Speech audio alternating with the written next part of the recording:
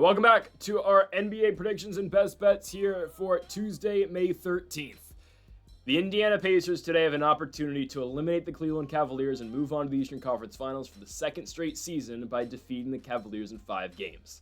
We're going to talk about that game. I've got a lot to say, obviously, and also a huge swing game, or a huge just game 5 in general between the Thunder and the Nuggets. Someone's going up 3-2, going back to Denver for game number 6. By the way, when's the MVP award getting announced? It is May 13th, and we don't have a most valuable player. The game's in OKC tonight. You can announce Shea as the MVP and give him the trophy. What are we doing? Because at some point, we're not going to care about the MVP anymore.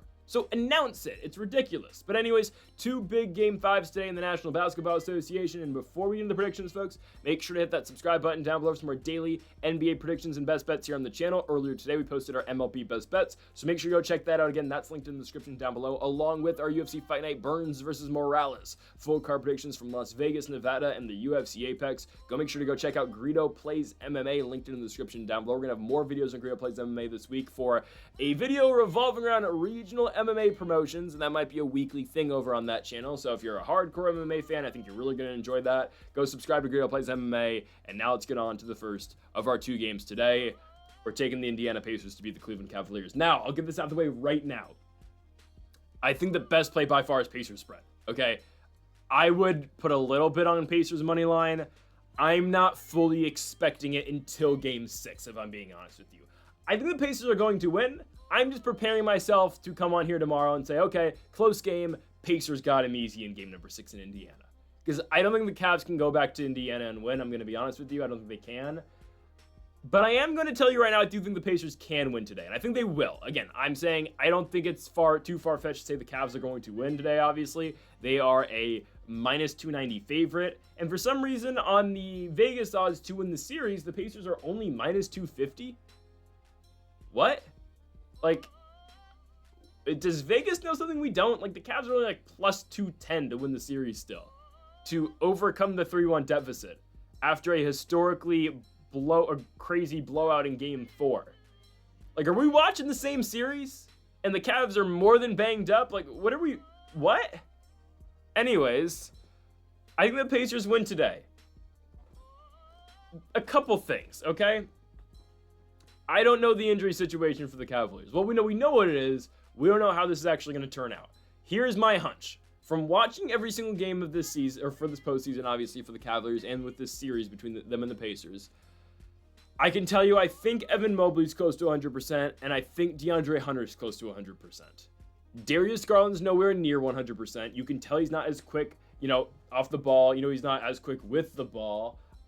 So that toe injury obviously is still bugging him. That's something that we've been saying. Like, even if Garland's back, that's just not going to work all that well. He's going to be kind of a traffic cone on defense, and he's not going to be that same offensive player. So there's that.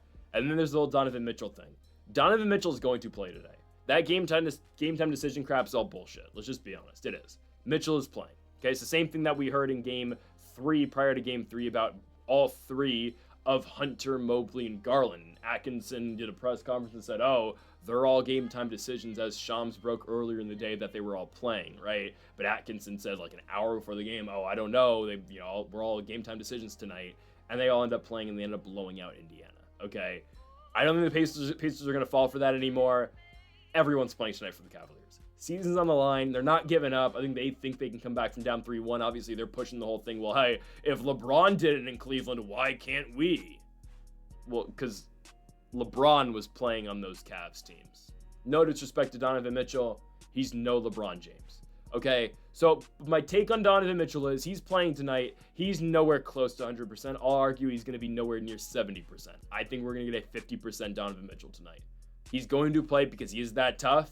And again, I like Mitchell. He is that tough, and he's too good of a postseason performer to not give it a go tonight. But like Darius Garland, I think it's going to get to the point where, okay, these guys are playing, but ultimately it doesn't really positively impact Cleveland too much. Now, I'm not telling you that, okay, Okoro and I guess Ty Jerome could come in there and fill their spots and give the Cavs a better shot. I'm not telling you that. I'm just saying you need Donovan Mitchell to be Donovan Mitchell, and you need Darius Garland to be Darius Garland if they're going to win this series or win a game against the Pacers. And ultimately, they're not going to be what they are. Let's just be honest. Cleveland's best chance to win this game is if they get off to a super hot start in the first quarter and they just don't give up the lead. Okay, this game's going to go one of two ways today. Either Cleveland completely just blows out the Pacers and the Pacers kind of just get the memo at halftime or in the third quarter, like, all right, it's not our night. You can have this one. We'll see you in Indiana in 2 days with our crowd. Or this game's really close and the Pacers edge it out and win. Okay, if this game's competitive, the Pacers will win. Okay, because the Cavaliers are not prepared, they're not equipped to win a full four-quarter game tonight. Because simply put, Donovan Mitchell cannot play a full four-quarter game tonight. He just can't. So that's why the Cavs need to get out to an early start and they need to dominate early in this game.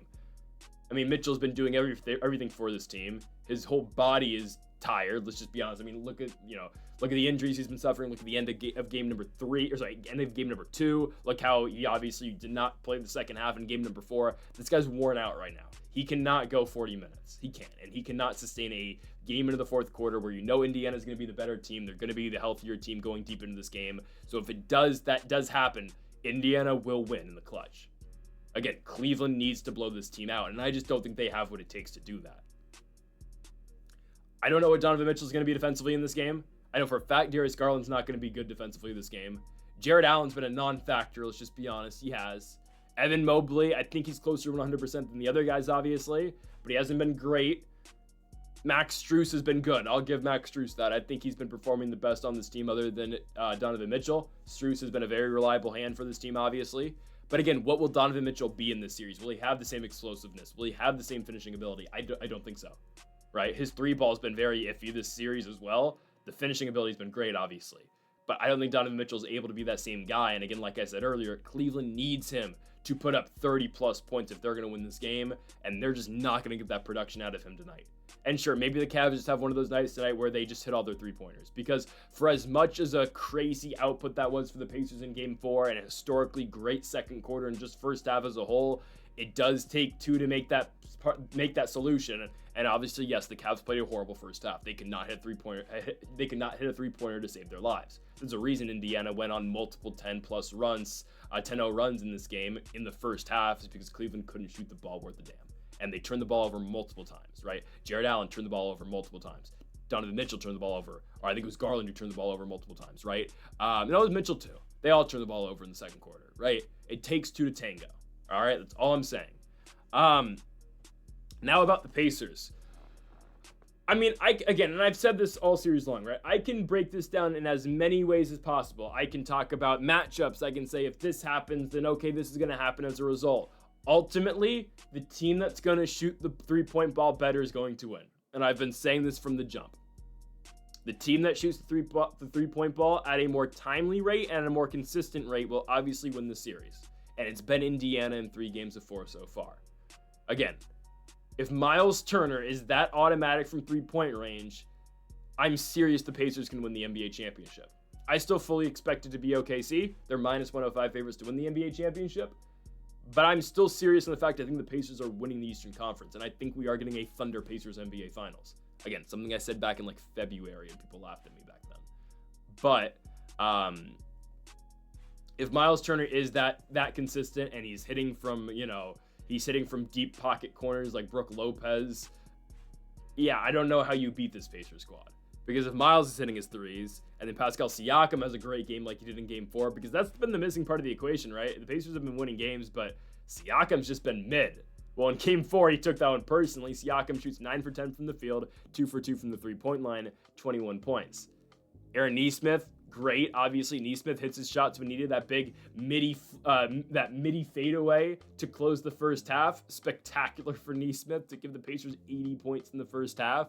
And then Halliburton, sure, he only hit 1 3 in that game, but that was the 3 Halliburton hit was like, all right, that was the shot where I was like, all right, this game's over. Halliburton's hitting from, basically the logo, and they just bury the Cavaliers.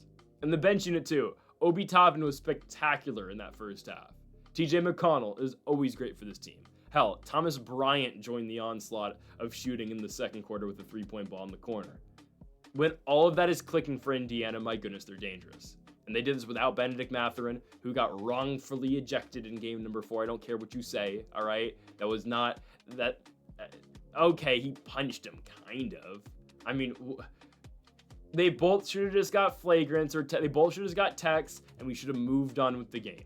It was ridiculous, okay? Like, when have we gotten so soft in the National Basketball Association? Actually, we've been like that for a while, all right? That's why the old heads still make the argument that Larry Bird's a better player than half the guys in the league right now, or half the superstars in the league right now, okay? That's why there's a discussion, is Larry Bird better than, I don't know, Giannis Antetokounmpo, okay? It's because of things like this. Because, guys, Larry Bird, and I'm not trying to sound like an old head right now, but Larry Bird would eat elbows all day long and keep playing, all right? And we're ejecting guys over what Benedict Mathurin did? Come on, all right? That's all I'm saying, okay? I'm not telling you Larry Bird would be a top 5.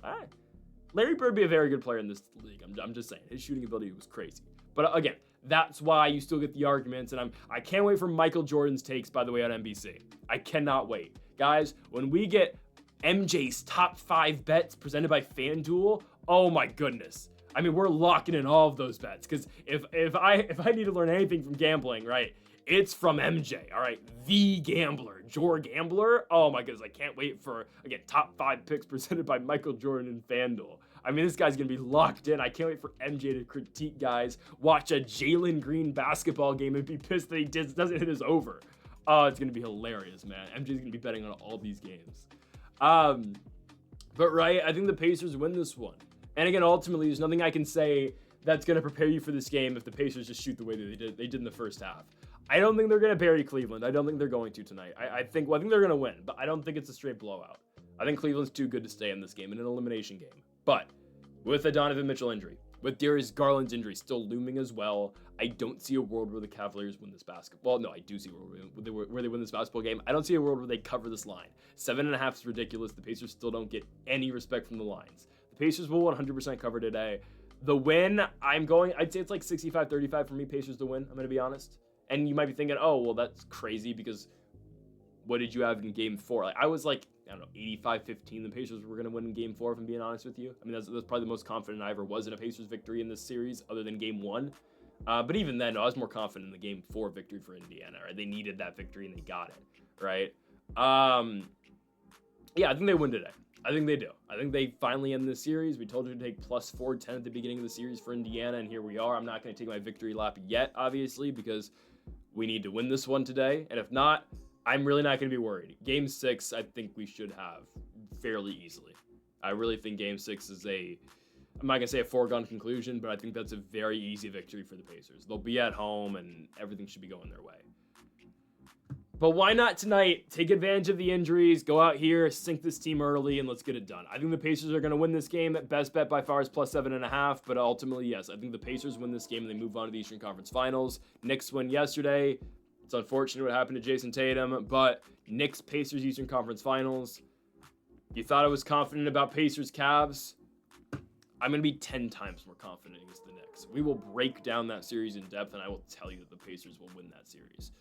Right now, I look at it, Pacers win that in 6 games. I'm just going to be honest with you. So, I don't want to get into it too deep right now, because again, I don't want to count my eggs before they count my chickens before they hatch. Is that the saying? Pacers win game 1, Knicks win game 2, Pacers 3-4, Knicks 5, Pacers 6.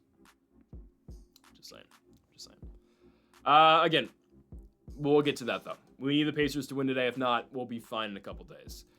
Next game of the day, the Thunder are 10.5 point favorites against the Nuggets. I know, again, yes, they've been playing this team very competitively.